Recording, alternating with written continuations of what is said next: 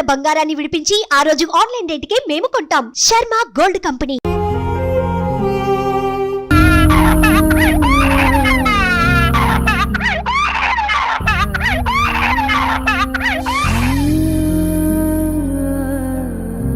నా పరిస్థితి అలాగే ఉందండి. ఆ అమ్మాయికి అయితే ఎవరు లేరు. నాకు అమ్మ నాన్న అందరూ ఉండి కూడా నేను అనాథగా బతుకుతున్నాను. ఇక్కడ నాకు ₹1,00,000 ఆస్తుంది.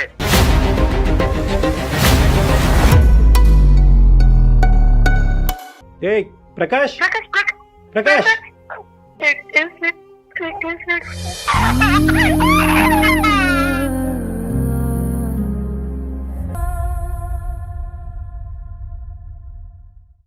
సుమన్ టీవీ ప్రెజెంట్స్ అందమైన జీవితానికి స్వాగతం. నమస్తే కళ్యాణ్ గారు. నమస్తే జయ గారు. ఎందుకు వచ్చావమ్మా ఏంటని అడిగితే తనకు ఒక జాబ్ కావాలని. 5 నిమిషాల్లో పాప గగ్గోలు పెట్టేస్తోంది.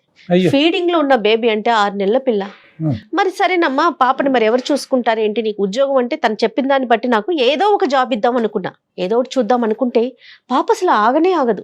చిన్న పిల్లలు కదండి, ఎట్లా ఆగుతారు? ఫీడింగ్ లో ఉన్న బేబీ ఎట్లా ఆగుతుంది? ఎవరు చూస్తారమ్మా అంటే ఎవరు లేరు మేడం అంటది. సో మీతో మాట్లాడతానంటే ఒకసారి నేను టెలిఫోన్ లైన్ లోకి తీసుకుంటానండి. తప్పకుండా, why not?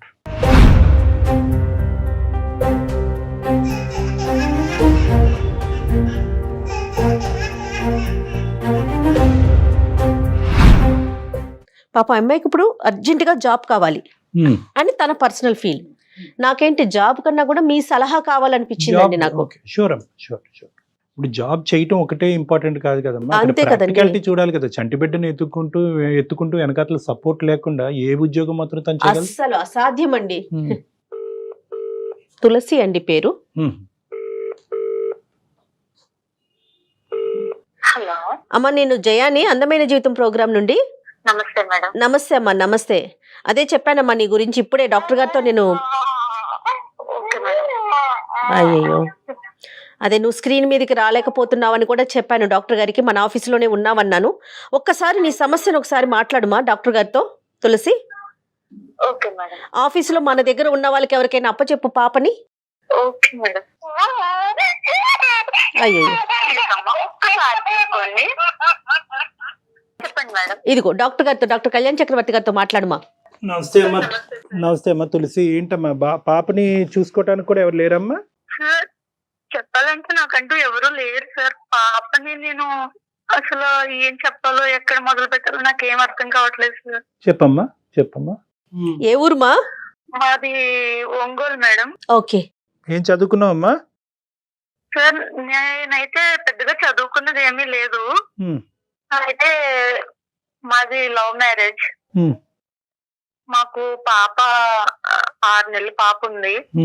నన్ను అసలు పాప వదిలి అరక్షణం కూడా ఉండలేదు. అయితే సార్ మా హస్బెండ్ అన్నారు, నాకు కొంచెం ఇబ్బందిగా ఉంది, ఊళ్ళో చాలా అప్పులు అయిపోయాను, నువ్వు వెళ్ళి ఎక్కడైనా కొంచెం వర్క్ చేసుకొని కొంతకాలం ఉండు, నేను తర్వాత జాయిగా వస్తాను. తర్వాత వస్తాడు. కాదమ్మా 6 నెలల పసిపాపను పెట్టుకొని నువ్వు ఉద్యోగం చేయాలి, ఆయన తర్వాత వస్తాడు. చాలా చిన్న పాప. అసలు అతను ఏం చేస్తుంటాడమ్మా? జేసీపీలో చేస్తారు సార్, డ్రైవర్ చేస్తారు, అందులో వర్క్ చేస్తారు జేసీపీలో. ఆయనకి 25,000 వరకు వస్తాయి సార్. మరి నువ్వేంటంట, నువ్వు ఊరు వదిలి ఎందుకు రావాలంటే మేము పెద్దల్ని ఎదిరించి పెళ్లి చేసుకున్నాం సార్. పెద్దలు ఎదిరించి పెళ్లి చేసుకున్నారు. Love marriage. Love marriage sir మాది. అయితే సార్ ఏంటంటే ఆయన నువ్వు వెళ్ళు, నేను ఏదో రకంగా వస్తాను అని చెప్పి నాకు నమ్మకం అయితే కుదిరిచ్చారు. కానీ ఇక్కడికి వచ్చి చూస్తే నాకు ఆ పరిస్థితి గాని ఆ సిచ్యువేషన్స్ గాని నాకు ఏమి కనిపించట్లేదు సార్. పాపని తీసుకుని ఎక్కడికన్నా వెళ్ళినా జాబ్ కోసం. అతనే ఊర్లో ఉంటాడమ్మా? అతనే ఊర్లో ఉంటాడు? ఒంగోలులో ఉంటారు సార్. మరి అక్కడ దొరకని ఉద్యోగం హైదరాబాద్ లో ఏంటమ్మా? అంటే అక్కడ ఏం దొరకదా నీకు చూసుకోవటానికి? అంటే మా వాళ్ళకి నువ్వు ఇష్టం లేదు, ఇక్కడే ఉంటే నాకు కుదరట్లేదు, కొద్ది రోజులు నువ్వు దూరంగా వెళ్ళు, ఎజెండా సెపరేట్ ఉంది, 10,000 ఇస్తాను, ఆ 10,000 పట్టుకొని నువ్వు ఎక్కడైనా ఉండి ఒక 2 నెలలు నువ్వు మెయింటెనెన్స్ చేసుకో. అర్థమైపోయింది. చేసుకున్న తర్వాత డబ్బులు ఏమన్నా అవసరం అయితే మళ్ళీ నేను పంపిస్తాను. ఎన్ని ఇయర్స్ అవుతుందమ్మా మీకు పెళ్ళయి?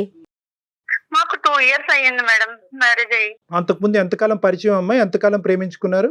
అది 1 year పరిచయం మేడం. 1 year పరిచయం అయ్యింది, తర్వాత పెళ్లి 2 years. చేసుకున్నారు. 2 years అయింది. పెద్దల సమక్షంలో పెళ్లి అయిందమ్మా? మీ అమ్మగారు నాన్నగారు? అమ్మ నాన్న నాకు చనిపోయారు సార్. చిన్న వయసులోనే నాన్నగారు చనిపోయారు. ఆ, తర్వాత అమ్మ దగ్గర నేను పెరుగుతూ వచ్చాను. ఓకే. నీ సపోర్ట్ ఎవరమ్మా? నీ అంటూ వాళ్ళు ఎవరున్నారు నీకు? నాకంటూ ఎవ్వరూ లేరు సార్. అసలు నా జీవితంలో ఎవ్వరూ లేరు. నేను అందరినీ కోల్పోయి అనాథ కింద బ్రతుకుతున్న సమయంలో ఈయన నా జీవితంలోకి వచ్చారు.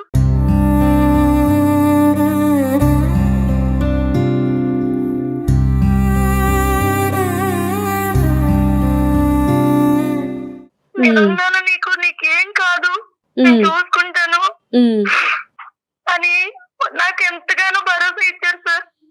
కానీ ఇప్పుడు ఆయన ఆ పరిస్థితి అసలు ఎక్కడ కనిపించట్లేదు నాకు.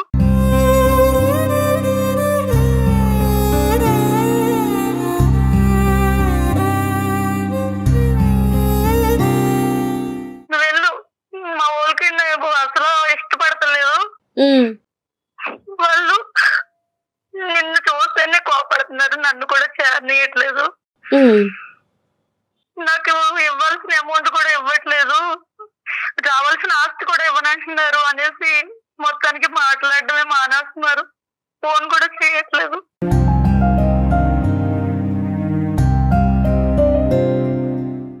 ఫోన్ చేసి అడుగుతుంటే నేను ఫోన్ చేస్తానంటున్నాను కదా, ఎందుకు నువ్వు ఊరికే ఫోన్ చేసేది? నేను చేస్తా కదా, ఎందుకు వస్తమాటలకి ఫోన్ చేస్తావు అని. నేను ఉద్యోగం గురించి పంపించాడా, ఇంట్లోంచి బయటకు తప్పించాడా? మీకు ఎలా అనిపిస్తోంది? మొదట్లో అయితే నువ్వు వెళ్ళు నేను వస్తానని నమ్మకంగానే చెప్పారు సార్. కానీ ఇక్కడికి వచ్చిన తర్వాత నాకు ఆ నమ్మకం, ఆ భరోసా ఏమి కనిపించట్లేదు. ప్రేమించి పెళ్లి చేసుకుని 2 సంవత్సరాలు కాపురం చేసిన తర్వాత ఆ మహానుభావుడు ఏం మాట్లాడుతున్నాడో నీకు ఈ పాటికి అర్థమై ఉంటుందమ్మా. అది నాకు ఆయన మీద అంటే నాకంటూ ఎవ్వరూ లేని సమయంలో ఆయన నన్ను చేరదీశారు సార్. అంటే నాకున్న ఒకే ఒక్క ఆధారం అతన్ని నేను ఎలా అంటే ఒక దేవుడిగా చూసుకుంటున్నాను సార్. ఎందుకంటే నా జీవితంలో అనుభవించిన కష్టాలన్నీ కూడా ఆయన వచ్చిన తర్వాత నేను ఒక ఆడపిల్లని, నాకంటూ ఒక జీవితం ఉంది అని నేను భావించేలా చేశారు ఆయన. అదే భావించే వరకే, తర్వాత కార్యక్రమం జరగలే. సరే, ఇప్పుడు ఎంత డబ్బులతో వచ్చావమ్మా? ఎంత డబ్బులు నీ దగ్గర ఉన్నాయి? ఎంత పంపిస్తున్నాడు? 10,000 ఇచ్చారు సార్. 10,000 ఇచ్చి నెల పైన అయిపోయింది. నువ్వు పసిబిడ్డని తీసుకెళ్లి నువ్వు ఉద్యోగం చేయని అతను చెప్పినప్పుడు నువ్వు ఎలా నమ్మావమ్మా? గౌరవ్, ఏదన్నా అసలు అర్థం ఉందా?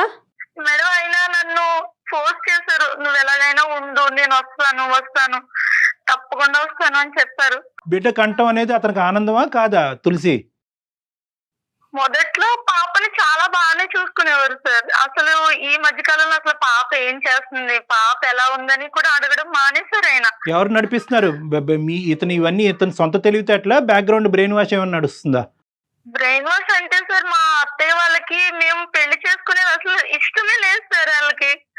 వాళ్ళు ఎలా అంటే, నువ్వు ఎందుకురా పెళ్లి చేసుకున్నావు, ఎందుకు నువ్వు అలాంటి అమ్మాయిని పెళ్లి చేసుకున్నావు, మేము వేలకు కట్నాలు ఇచ్చే వాళ్ళని చూసి చేసేవాళ్ళం కదా, ఆ అమ్మాయి ఏం బాగుంటుంది, ముందు వెనక ఎవరూ లేరు, నీకేమన్నా కలిసి వచ్చిందా అమ్మాయి వల్ల అని ఆ అబ్బాయిని ఊరికే మైండ్ వాష్ చేస్తూ ఉన్నారు సార్ వాళ్ళు. పెళ్లి ఎక్కడ జరిగింది?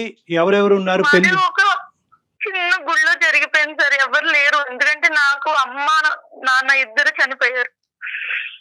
ఆయన తరపు నుంచి వాళ్ళు ఎవరు ఇష్టపడతలేదు అనేసి చిన్న గుళ్ళో ఏదో సింపుల్ గా పెళ్లి చేసుకున్నాము. అతని తరపున ఎవరు రాలేదు, మీ తరపున ఎవరు రాలేదు, మీ పెళ్లికి సాక్షులు ఎవరు లేరు? ఎవరు వాళ్ళ తరపు నుంచి ఒక 2 ఫ్రెండ్స్ మాత్రం వచ్చారు సార్. నా తరపు నుంచి అయితే ఎవరిని తీసుకురాలేదు. సరే చెప్పు, ఇప్పుడు ఏంటమ్మా ఇప్పుడు పరిస్థితి? మా సుమన్ టీవీ వరకు ఎందుకు వచ్చాం మొన్న? మీకు నేను ఇక్కడ ఏదన్నా వర్క్ కోసమని వచ్చాను సార్. అసలు ఎలా చేస్తావు తల్లి? 10 నిమిషాలే పాప నిన్ను వదిలి ఉండదు కదా. ఉద్యోగం చేయటం అంటే మాటలా? ఎలా చేస్తావు నీకు ఎలాంటి సపోర్టు లేకుండా? అదే అర్థం కావట్లేదు మేడం.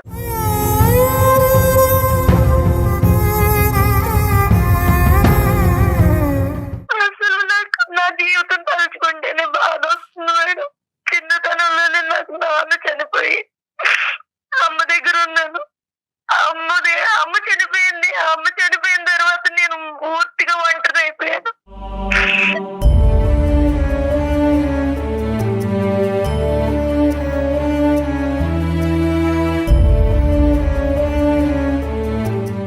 కాదమ్మా తులసి, మీకంటూ ఏమన్నా ఇల్లు వాకిలి అమ్మగారి మీ పుట్టింటి తరపున ఏమన్నా ఉన్నాయా తల్లి?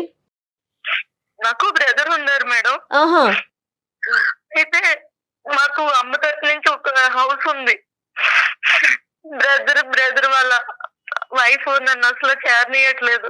అక్కడ కూడా కట్ అయిపోయింది. అంటే నన్ను మాట్లాడితే ఎక్కడ నేను ఆ ఇల్లు రాయించుకుంటాను అని చెప్పేసి ఇంకా అక్కడ పాలిటిక్స్ అక్కడ ఆ నడుస్తాయి issue. అమ్మా. పూర్తిగా అమ్మ చనిపోయాక నా మీద లేనిపోని నిందలేసి అమ్మ ఎలా చనిపోయారమ్మా? అమ్మ ఊరు పోసుకొని చనిపోయారు. అయ్యో.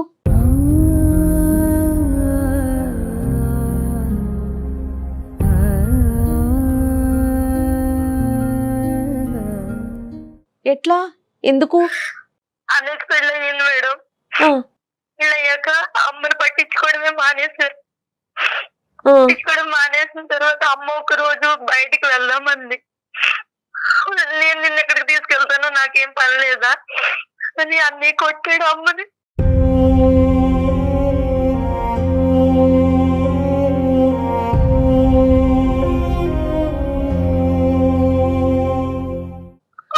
అది తట్టుకోలేక అమ్మ సూసైడ్ చేసుకుంది.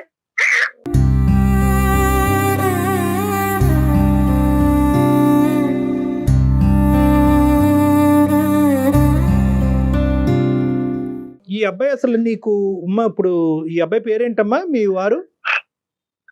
ఆయన పేరు ప్రకాష్. ప్రకాష్ కి నీకు అసలు ఎలా జరిగిందమ్మా పరిచయం? అంటే ఇప్పుడు నువ్వు మీ ఇద్దరేమి క్లాస్మేట్స్ కాదు, స్కూల్ మేట్స్ కాదు, అసలు ఎలా పరిచయం అయింది? అతను ఏం చూసి నేను నమ్మేవు? వర్క్ చేస్తూ ఉండేదాన్ని సార్. ఓకే లాక్డౌన్ టైంలో వెహికల్స్ ఏమీ ఉండేవి కాదు.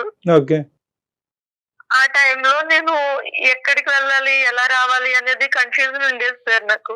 ఓకే. అయితే ఆ టైంలో ఈయన నాకు రోజు లిఫ్ట్ ఇవ్వడం, ఈ లిఫ్ట్లతోనే వస్తుంది సగం ప్రాబ్లం. ఆయన మంచిగా ఆ మాటలకి నాకు ఎవ్వరూ లేకపోవడంతో ఆ మాటలు నాకు చాలా అంటే ఊరికి ఎంతంటే నేనున్నాను నీకు, ఎందుకు నీకు అన్నంత ధైర్యం కలిగించింది సార్. అతను ఉన్నాడు అనే ధైర్యం నీకు వచ్చింది. ఒకప్పుడు అతనికి కావలసినటువంటి వాళ్ళు నిన్ను కాదు అంటే కనుక నీకు వెనక ముందు లేనప్పుడు నీ జీవితం ఏమవుతుందని ఒక్కసారి కూడా ఆలోచించలేదమ్మా? మరి నేను ఒక అనాథని, నాకు వెనక ముందు ఎవరు లేరు, మరి నేను నీ ఇంట్లోకి ఎంటర్ అవుతే నీకు ఓకే, కానీ వాళ్ళకి ఓకే కాకపోతే కనుక అప్పుడు నీ పరిస్థితి ఏంటి, నా పరిస్థితి ఏంటి అని అడిగేవా? ఆయన చాలా నమ్మకంగా చెప్పారు సార్, నేనున్నాను, నీకు ఏం కాదు, జీవితాంతం నీకు నేను తోడుగా ఉంటాను, నేను చనిపోయేంత వరకు నిన్ను విడిచిపెట్టను అని చాలా గట్టి నమ్మకంగా చెప్పారు సార్ ఆయన. ఆ మాటలకి నేను ఎవరూ లేకపోవడంతో నిస్సహాయ స్థితిలో. ఇప్పుడు సడన్ గా అతను వచ్చినటువంటి మార్పు ఏంటి? ఎందుకు సడన్ గా బిడ్డ పుట్టగానే అతను ప్లేట్ ఫిరాయించడానికి ట్రై చేస్తున్నాడు? వాళ్ళ అమ్మగారు ఆస్తి ఇవ్వనని, రైట్, ఆ అమ్మాయితో నువ్వు ఉంటే నువ్వు ఆ అమ్మాయితో కట్టుబట్టలతో నువ్వు బయటికి వెళ్ళిపో, నీకు నేను ఒక్క రూపాయి కూడా ఇయ్యను, నువ్వేం చేసుకుంటావో ఎలా బతుకుతావో నీ ఇష్టం అని చెప్పేసి. ఇప్పుడు ఇది ఎక్స్పెక్టెడా కాదా? ఇప్పుడు ప్రకాష్ ఇది ఎక్స్పెక్ట్ చేశాడా? ఒకప్పుడు ఈ అమ్మాయిని తీసుకొస్తే కనుక ఈ విధంగా నా తల్లిదండ్రులు మాట్లాడతారు అనేది ప్రకాష్ ముందుగా ఎక్స్పెక్ట్ చేశాడా? ఎక్స్పెక్ట్ చేయనటువంటి అంశం అతను చెవి చూడటం వల్ల ఈ రోజు ఇలా మారిపోయాడా? నీకేమనిపిస్తుంది? ఆయన అప్పుడు అసలు అలా అనుకొని ఉండరు సార్, పర్వాలేదు మా వాళ్ళు ఒప్పుకుంటారు, నేను నీది ఒక గొప్ప క్షమాగుణం, నీకు నువ్వన్నీ క్షమిస్తూనే ఉంటావు. సో నువ్వేమంటావు అంటే కనుక అసలు వాళ్ళ తల్లిదండ్రులు ఈ విధంగా రియాక్ట్ అవుతారని చెప్పి అతను అనుకోలే. అతను మంచోడే. ఇప్పటికి మీ ఆయనకి 100కి 100 మార్కులు వేస్తున్నావు, ఇంకా ఎక్కువే వేస్తావేమో. నాకంటూ ఉన్నది ఇంకా ఆయనే సార్. జీవితంలో నేను బ్రతుకుతున్నాను అంటే నా పాప కోసం. అంతేనమ్మా, కానీ డబుల్ గేమ్ ఆడుతున్నాడమ్మా. ఒక బిడ్డను కన్నా తర్వాత ఒక చంటి బిడ్డతో పాలిచ్చేటటువంటి బిడ్డతో నిన్ను పచ్చిగా చెప్పాలంటే నడి రోడ్డు మీదకి గెంటేశాడు బిడ్డతో పాటు. ఉద్యోగం ఎత్తుక్కో, హైదరాబాద్ వెళ్ళి ఉద్యోగం ఎత్తుక్కో, నీకు నెలకి 10,000 పంపిస్తాను, ఇవన్నీ కూడా ఉత్త అబద్ధాలు. అమ్మా అసలు అతనితో మాట్లాడొచ్చు ఒక్కసారి? అతనేమనుకుంటున్నాడు? ఏమనుకుంటాడు దొంగడు? మీతో మాట్లాడితే మారుతారేమో అనే చిన్న ఖచ్చితంగా ట్రై చేద్దాం. అగ్రెషన్ చూపెట్టద్దు, కోపం చూపెట్టద్దు, అతన్ని నిలదీసేటటువంటి ప్రయత్నం చేయొద్దు. అవకాశం ఉన్నంత వరకు అతనికి బుద్ధి చెప్పి మీ ఇద్దరిని కలిపేటటువంటి ప్రయత్నం చేస్తాం. ఎందుకంటే ఇక్కడ నీతో పాటు బిడ్డ అన్యాయం అయిపోతుంది. ఒకసారి మరి అతన్ని కనెక్ట్ చేస్తావమ్మా, మాట్లాడతావా? ఒక్క నిమిషం సార్ మాట్లాడతాను. Okay okay. ఎంత ఘోరం అంటే నాకు అసలు అమ్మాయిని చూస్తే భలే ఏడుపు అనిపించింది కళ్యాణ్ గారు. డైరెక్ట్ గా చూసాను కదా, బుడ్డ పాప, చిన్న పాపని వేసుకుని వచ్చేసింది. అది ఇంకా ఏం చెప్తోంది, నా ఫీడింగ్ కాబట్టి సరిపోతుంది, అదే బాటిల్స్ కానీ అలా అంటే అయితే నేను అసలు ఎక్కడి నుంచి తాగించగలను అని అడుగుతోంది. మాట్లాడుతున్న వ్యక్తి మీ కాల్ ను హోల్డ్ లో ఉంచారు. దయచేసి లైన్ లో వేచి ఎంత ఉండండి. కష్టం అండి పసిపిల్లల్ని आप పెంచటం. जिस व्यक्ति से बात कर रहे हैं उसने आपकी హలో హలో హలో ప్రకాష్ ఎక్కడున్నావు? తులసి చెప్పి ఇప్పుడే డ్యూటీకి వెళ్తాను. ఏ పాప ఏం చేస్తుంది? పాప ఆడుకుంటుంది. నువ్వు ఎప్పుడు వస్తావు ఊరు నుంచి? ఎప్పుడు వస్తావేంటి? చెప్పాను కదా, ఈ లోపు నువ్వు ఏదైనా చూసుకొని అక్కడ ఉండమన్నాను కదా. నాకు అప్పులు ఉన్నాయి, ఇగో ఎక్కుతున్నాను, డ్యూటీ ఎక్కుతున్నాను, తీరాలి కదా మరి. అది కాదు చూసుకున్న ప్రకాష్, బాధ్యతలు. ఎన్ని రోజులు నేను ఇంకా ఆగాలి? ఎంతకాలం నీకోసం ఎదురు చూడాలి? పాప గురించి నేను ఆలోచించాలి కదా. నువ్వు ఎన్నాళ్ళు ఉంటాను? నువ్వు ఇచ్చే అమౌంట్ ఇవ్వలేదని నన్ను, ఆ అమౌంట్ ఎన్నాళ్ళు సరిపోతుంది చెప్పు ఒక సిటీలో? కాదు తులసి, అన్ని చెప్పి పంపాను కదా. ఇప్పుడు మళ్ళీ ఇవన్నీ ఏంటి? ఇప్పుడు నీకు చెప్పాను కదా, నేను కూడా ఇక్కడ ఏమైనా ఆటుపాటు తిరుగుతున్నానా? ఒక చిన్న పిల్లని వేసుకుని నేను ఎలా బతకాలి చెప్పుకున్నావు? రాకుండా అన్ని రోజులు నిన్నేం వదిలేలేదు కదా. 10,000 ఎక్కడో హాస్టల్లో పెట్టాను. హాస్టల్లో 10,000 చూస్తారు పాపనే. ఈ లోపు నువ్వు ఏదో ఎత్తుక్కో. ఇలా ఫోన్ చేసి ఏడుపులు ఏడిస్తే ఏంటిది?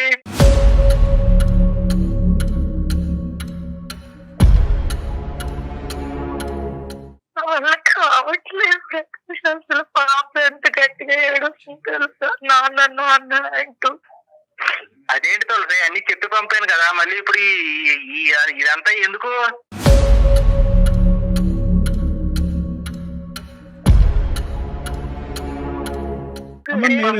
ఏదో చూసుకోవచ్చు. ప్రకాష్ గారు, విను నేను అనుకోకుండా సుమన్ ఛానల్ కి వచ్చాను. సార్ మేడం లైన్ లో ఉన్నారు, ఒక్కసారి వాళ్ళతో మాట్లాడుతావా?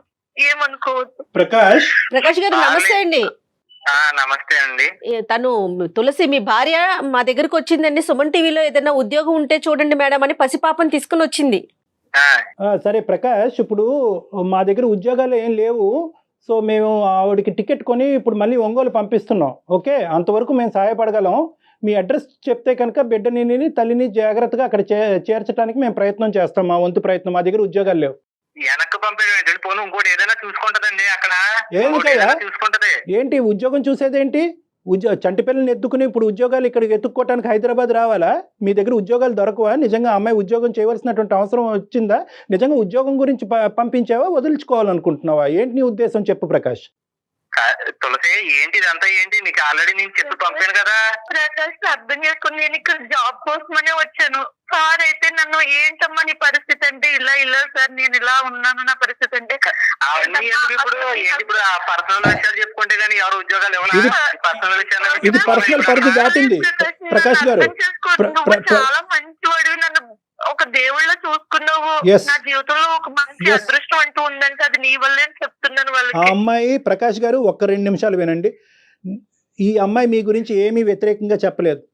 ఎవరు దిక్కుతోచినటువంటి ఉండేటటువంటి పరిస్థితుల్లో, అమ్మ నాన్న ఎవరు లేనటువంటి పరిస్థితుల్లో, సొంత అన్న కూడా ఆదరించినటువంటి పరిస్థితుల్లో పెద్ద దిక్కుగా మీరు ముందుకొచ్చి నమ్మించి పెళ్లి చేసుకున్నారు. మీ తల్లిదండ్రులకు కూడా ఎదురు చెప్పి ముందుకెళ్ళి పెళ్లి చేసుకున్నారు అనేటటువంటి ప్రతి అంశం గొప్పగా చెప్తూనే వచ్చింది. కానీ లాస్ట్ 6-7 మంత్స్ తర్వాత, ఈ లాస్ట్ 6-7 మంత్స్ నుంచి ఎందుకో మీలో ఒక మార్పు వచ్చింది. ఈరోజు ఉద్యోగం అనేటటువంటి వంకతో నన్ను ఇక్కడ హైదరాబాద్ వరకు పంపించాడు. 10,000 పంపిస్తా అన్నాడు. చేతులు ఆరికిపోతున్న డబ్బులు లేవు చేతుల్లో. దిక్కుతోచినటువంటి పరిస్థితి. నేను ఎలా బతకాలి? ఈ బిడ్డతో పాటు నేను ఎలా బతకాలి? నా పరిస్థితి అలాగే ఉందండి. ఆ అమ్మాయికి అయితే ఎవరు లేరు. నాకు అమ్మ నాన్న అందరూ ఉండి కూడా నేను అనాథలా బతుకుతున్నాను ఇక్కడ. నాకు ₹1,00,000 ఆస్తుంది. కానీ ఎవరు మా ఇంట్లో నన్ను పురుక్కన్న హీరంగా చూస్తున్నారు. ఎవరు ఇంట్లోకి రానివ్వట్లేదు నన్ను.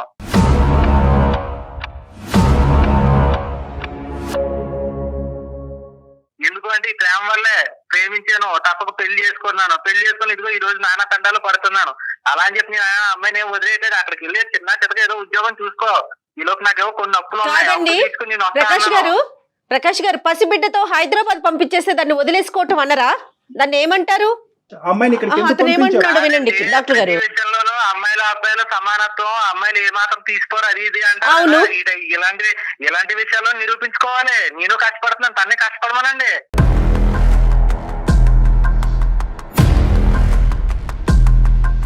అప్పుడు ఆ బిడ్డను మీ దగ్గరే ఉంచుకోవచ్చు కదా. తన్నే కష్టపడమనండి. నేను ఇక్కడ ఏం తిరగట్లేదు కదా. కానీ ఇప్పుడు దీన్ని మీరు సమానం కోసం, ఆమెకున్న శక్తిని ఏదో ప్రపంచానికి చూపించడం కోసం పంపించినట్లేదు. ఆవిడ వదిలించుకున్నట్టు అనిపిస్తోంది, చాలా క్లియర్ గా అర్థమవుతోంది. సమానత్వం గురించి, ఉమెన్ ఎంపవర్మెంట్ గురించి తర్వాత మాట్లాడుకుందాం. మాట్లాడుకుందాం. ఇది ఉద్యోగం గురించి పంపించావా, వదిలించుకోవాలనుకుంటున్నావా? ఫస్ట్ ఈ పాయింట్ క్లియర్ కట్. కాదండి, నేను ఉద్యోగం ఎందుకు ఏదైనా చూసుకోమన్నా కాదు. ఏయ్, తులసి, నువ్వు ఏంటి తులసి ఇదంతా ఆ అమ్మాయి నాకు? ఆ అమ్మాయి నీకు ధైర్యం చెప్పి నేను పంపితే నువ్వు ఉద్యోగం ఎత్తుకోకుండా నీ పర్సనల్ విషయాలన్నీ చెప్పి ఏంటిది నేనేమో నీకు ధైర్యం చెప్పి పంపిస్తే వీళ్ళందరూ ఏమో నీకు భయపడుతున్నారా? భయపెట్టట్లేదు ప్రకాష్. ఒక ఆడపిల్లతో నువ్వు అసలు ఎలా బ్రతకగలుగుతున్నావమ్మా అంటే, సార్ నా పరిస్థితి ఇలాంటిది, నా హస్బెండ్ నాకు ఎంతో ధైర్యాన్ని ఇచ్చి పంపించారు, అయితే నాకు ఇక్కడ ఏం చెయ్యాలి, ఎలా బ్రతకాలనేది నాకు అర్థం కాక.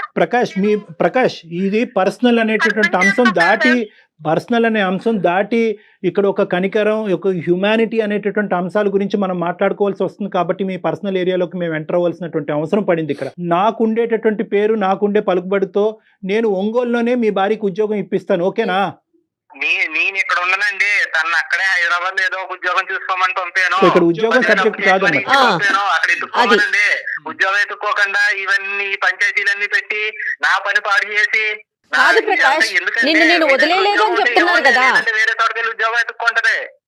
బాబు ఆ మాట ప్రకాష్, ఇంకో ఉద్యోగం ఎత్తుకోవడం ఏంటి? నేను ఇప్పుడు ఒకటి ప్రకాష్, మొత్తం చెప్పి పంపుతాను, మళ్ళీ ఎలా మాట్లాడుతున్నావేంటి? ప్రకాష్ ఇక్కడ నా పరిస్థితి సార్ అక్కడ ఊళ్ళోనే ఉద్యోగం ఇప్పిస్తానంటున్నారు కదా, నేను వచ్చేసాను ప్రకాష్. నాకు ఇక్కడ చాలా భయంగా ఉంది. అక్కడ ఎత్తుకో, నేనే వస్తాను, కొన్నాళ్ళలో వస్తాను. నాకు ఇక్కడ నాకు అప్పులు అవి తీరిన తర్వాత నేను వస్తాను. ఎన్ని సంవత్సరాలకండి? ఏదో ఎత్తుకో. ఎన్ని సంవత్సరాలకు వస్తారు ప్రకాష్ మీరు? సంవత్సరాలు ఏంటండి, అదంతా కాదండి, నేను వస్తానండి, కొద్ది టైం పడుతుంది. మీరేమో మా ఆవిడని అలాగా భయపెట్టేసి మీరేమో నా ఇది భయపెట్టినట్టు అనిపిస్తుందా మీకు? పాప ఏడుస్తుంది ప్రకాష్, భయపడుతుంది అది. తులసి నీ దగ్గర చాలా నాటకాలు ఉన్నాయి తులసి. నువ్వేదో అమాయకురాలు అనుకున్నాను కానీ నేను అనుకున్నంత అమాయకురాలు ఏం కాదు.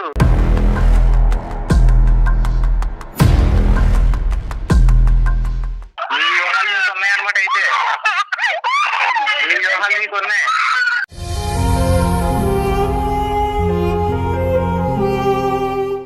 ఏంటి ఇందులో వ్యూహాలు కనిపిస్తున్నాయా మీకు? జీవితంలో ఇంక ఏ వ్యూహం ఉంది ప్రకాష్, అర్థం చేసుకోవా కనీసం? అదే నిలబడమంటున్నాను కదా, నేను కష్టపడుతున్నాను. ఎందుకు? ప్రేమ గురించే కదా, ప్రేమించాను, తప్ప పెళ్లి తొక్కలోడు ప్రేమ కాదు. కానీ బాబు ప్రకాష్ ఒక్క నిమిషం, నాన్న తమ్ముడు ఒక్క నిమిషం. నీ బాధ్యత అనేటటువంటిది, నీ బరువు బాధ్యత అనేటటువంటిది బిడ్డను కన్నా తర్వాత 2 రెట్లు పెరుగుతుంది. ఆ బాధ్యత పెరిగినటువంటి సమయంలో ఆ అమ్మాయిని పెట్టి బేడ పట్టుకుని బిడ్డతో పాటు హైదరాబాద్ పంపించేసావు కదా, ఏది నీ బాధ్యత? ఆ అమ్మాయి కూడా బాధ్యత ఉంటది కదా, ఆ అమ్మాయిని నిలబడమనండి. ఈ లోపు ఉద్యోగం ఎత్తుకుందా ఉండు, నేను వస్తానన్నాను కదా, మళ్ళీ నువ్వేమో పంచాయతీ మీరు అదే మాటలో ఉన్నాడు అతను అసలు ఆ మాట నుంచి రావట్లేదు. సార్ ఏం చెప్తున్నారు అసలు? ఒక్కసారి ఒక్క మన నిమిషం లైఫ్ గురించే కదా ప్రకాష్, చెప్పేది. ప్రకాష్ గారు పోనీ విందాం. వాళ్ళెవరో చెప్పింది అనమాట. మొగుడు చెప్పింది అనవా?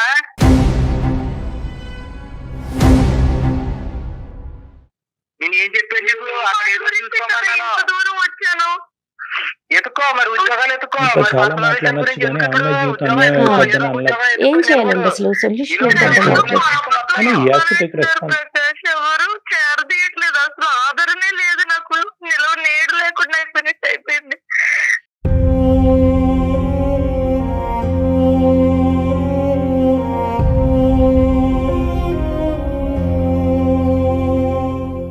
ప్రకాష్ ప్రేమించాను అని అంటున్నావు. ఆ అమ్మాయి ఏడుస్తుంటే, ఆ అమ్మాయి బాధపడుతుంటే, వెనకాతల బ్యాక్గ్రౌండ్లో ఆ చంటి పిల్ల ఏడుస్తూ ఉంటే మాకు మనస్సు తరిగిపోతుంది. నీకేం అనిపించట్లేదా ప్రకాష్? నీకు ఉద్యోగం ఒక్కటే కనిపిస్తుందా? ఎలాగా అలా అలా అలా అలా బాధపడిపోతే రోజులు వెళ్ళవు కదండి. నాకుండి బాధ్యతలు నాకు అలా ఉన్నాయండి. ఓ పక్క అప్పులు ఉన్నాయి, తప్పదండి. బాబు నువ్వు కష్టపడి ప్రేమించి పెళ్లి చేసుకున్నావా, ఇష్టపడి ప్రేమించి పెళ్లి చేసుకున్నావా అనేటటువంటిది నీ మనస్సాక్షికి తెలుసు.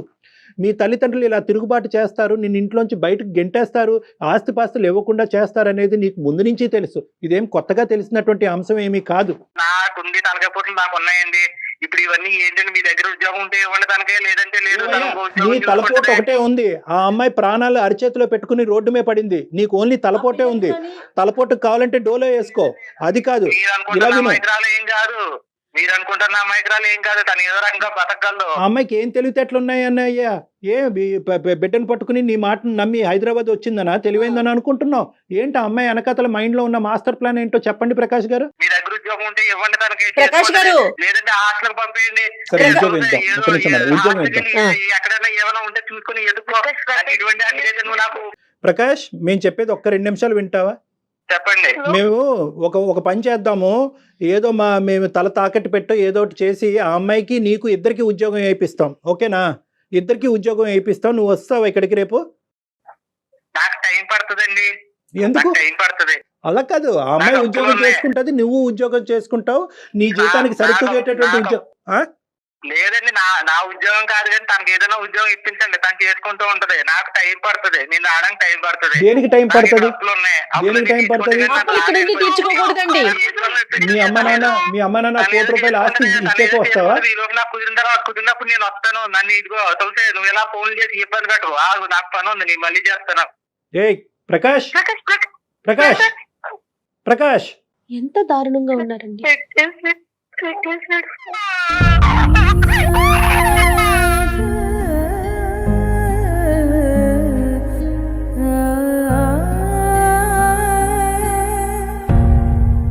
నీ అమాయకత్వమే తల్లి, నీ అమాయకత్వమే. అది ఎంత క్లియర్ గా తెలుస్తుందంటే, ఇలా కూడా ఆలోచిస్తున్నారమ్మా. ఇంకా కూడా పసిపిల్లని తీసుకుని ఎవరైనా ఉద్యోగానికి ఆయన పంపేయటం ఏంటి, నువ్వు వచ్చేయటం ఏంటమ్మా? ఏం నమ్మావు, ఏం పెళ్లి చేసుకున్నావో తల్లి.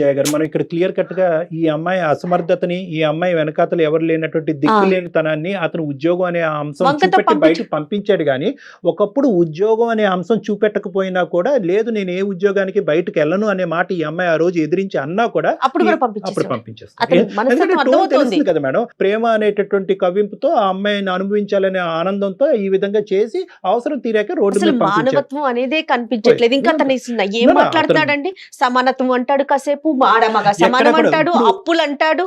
ఏం లేదు మేడం, ఇవేమీ కాదు. బేసికలీ ఆ అబ్బాయితో మాట్లాడిన తర్వాత ఒక్కసారి ఈ అమ్మాయికి పుండుమే కారం చల్లటం కాదు కానీ అసలు వాస్తవాలు అనేటటువంటి ఇప్పటికైనా తులసికి అర్థం అవుతాయనే ఉద్దేశంతో నేను అంటున్నాను. ఈ అబ్బాయిని ఎవరో బ్రెయిన్ వాష్ చేశారో, తల్లిదండ్రులు ఒత్తిడి పెట్టారో, 1 కోటి రూపాయల ఆస్తి ఇవ్వలేదు అనేది ఏది నాకు ఇప్పుడు అనిపించట్లేదమ్మా. ఇదంతా కూడా క్లియర్ కట్గా ఒక గేమ్ ప్లాన్ ప్రకారం ప్రేమించాడు. పెళ్లి చేసుకోకపోతే గొడవ అవుతుంది కాబట్టి ఏదో తూతూ మంత్రంగా గుళ్ళో పెళ్లి చేసుకోవటం, ఎవరో ఇద్దరిని పిలవటం, ఫోటోలు అనేటటువంటి ఆధారాలు లేకుండా కాపాడుకోవటం, కేవలం నిన్ను ఒక వస్తువు కింద వాడుకోవటం, శారీరకంగా వాడుకోవటం, యాక్సిడెంటల్ గా నువ్వు పిల్లలు కనేసేటప్పటికి అప్పుడు అతనికి దిక్కుతోచినటువంటి పరిస్థితి వచ్చింది. ఇప్పుడు ఏదో వంక చెప్పి నిన్ను అక్కడి నుంచి బయటకు పంపించకపోతే కనుక అక్కడ ఏంటంటే ఇంకో పెళ్లి చేసుకునే దానికి అవకాశం ఉండదు, ఆస్తి తల్లిదండ్రుల దగ్గరకు వచ్చేటటువంటి ఆస్తి ఉండదు అనేటటువంటి రకరకాల అంశాలతో ఉద్యోగం అనే పేరు చెప్పి నిన్ను ఇక్కడి వరకు పంపించాడు. సో ఇంకా ఇతను క్లియర్ కట్ గా ఇతను దొంగ వ్యవహారం అన్నది మనకి బ్లాక్ అండ్ వైట్ లో ఇక్కడ టోటల్ గా అతని నో ఏంటంటే మీరే తులసి, మీరు మీ పాప, అతనికి నో అంతే. నువ్వు అనుకోలేదమ్మా ఒకప్పుడు, నువ్వు అనుకోలేదు నాన్న. కానీ నువ్వు అనుకున్నా కూడా అతను అక్కడ ఉండేటట్టుగా విధంగా అయితే నాకైతే కనిపించట్లేదు. ఏదో వంకతో ఏదో విధంగా వదిలే అమ్మా. నమ్మకాలతో ఏదమ్మా నమ్మకం అనేది, అది కనిపించాలి. జీవితం ఏంటో కూడా తెలియట్లేదు.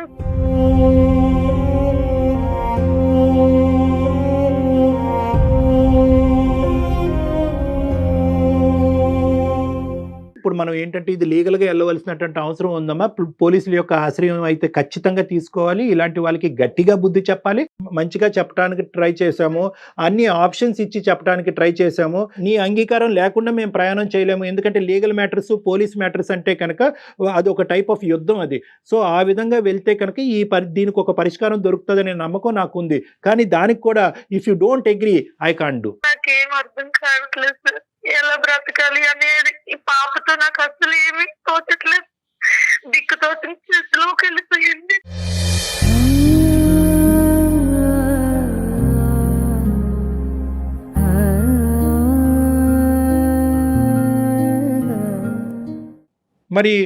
మరి పోలీస్ పరంగా మనం ముందుకు వెళ్ళటం కానీ, లీగల్గా ముందుకెళ్ళి అతన్ని శిక్షించి, లేదంటే అట్లీస్ట్ అతన్ని ఒక భయపెట్టి ఈ విధంగా కేసులు పెట్టచ్చు, పడచ్చు, నువ్వు జైల్లోకి వెళ్ళొచ్చు, నువ్వే కాదు నీ ఫ్యామిలీ మెంబర్స్ అందరి మీద కూడా ఈ ఉచ్చు బిగించుకునే దానికి అవకాశం ఉంది అనే విధంగా అతనితో ఆ విధమైనటువంటి కౌన్సిలింగ్ నడిపించి నీకు దగ్గర చేసే ప్రయత్నం మేము చేస్తే అది నీకు ఓకేనా అమ్మా?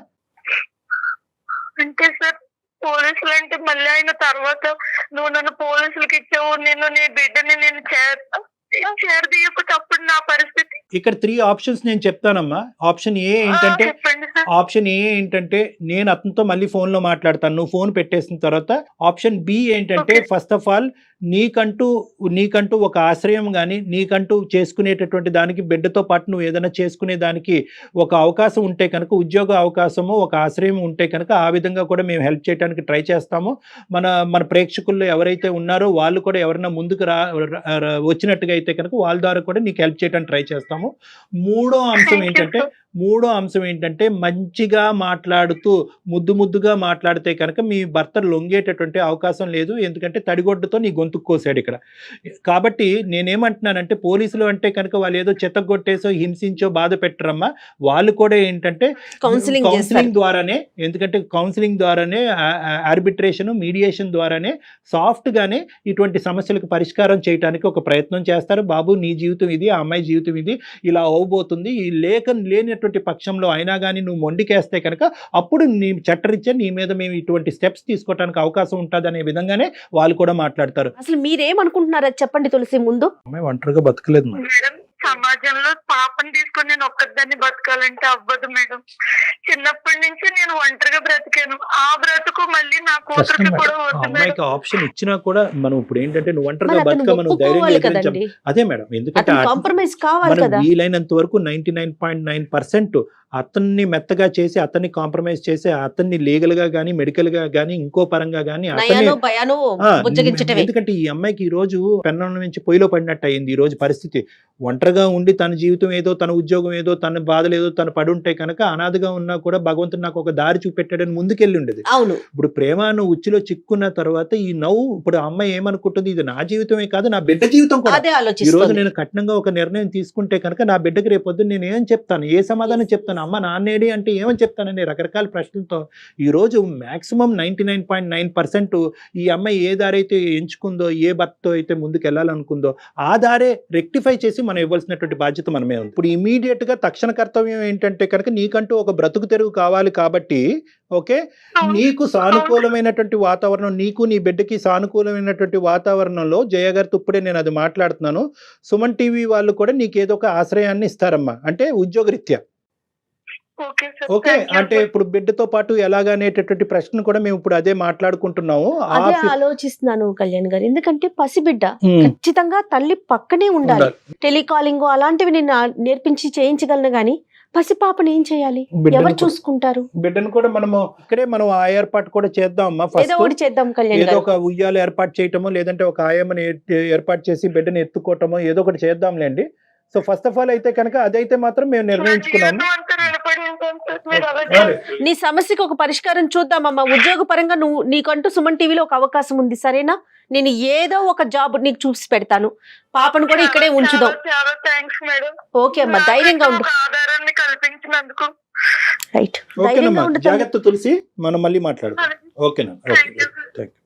అది అనుకున్నంత సింపుల్ కాదు కానీ కళ్యాణ్ గారు, అంటే ఒక జాబ్ అంటే పసిపిల్లని అంతే, వేరే ఇబ్బంది ఏముంది? ఎక్స్ట్రీమ్ సర్కమ్స్టాన్సెస్ తప్పదు. మనం కాకపోతే ఎవరు లేరనే yes, పరిస్థితి వచ్చింది. మన దాకా వచ్చింది నిజంగా కాబట్టి ఆ అమ్మాయికి మనం దేవుడు ఎట్లెక్కిందండి ఆవిడ. మన దేవుడు కాబట్టి దారి చూపెట్టాడంటే దేవుడు మన మెట్లు చూపెట్టాడని అనుకోవాలి. అంతే అంతే, ఏదో ఒకటి చూద్దాం. చేద్దాము. తప్పకుండా కానీ ఈ లోపు కనుక మీరు Yeah. వాళ్ళ హస్బెండ్ తో అండ్ వాళ్ళ బ్రదర్ తో అందరితో. వాళ్ళ ఫ్యామిలీతో నేను ఏ మాట్లాడతాను. రకంగా మాట్లాడాలో ఆ రకంగా మాట్లాడే తప్పకుండా ప్రయత్నం అయితే చేద్దాం కళ్యాణ్ గారు. Okay madam. రైట్ అండి, థ్యాంక్ యూ, నమస్తే.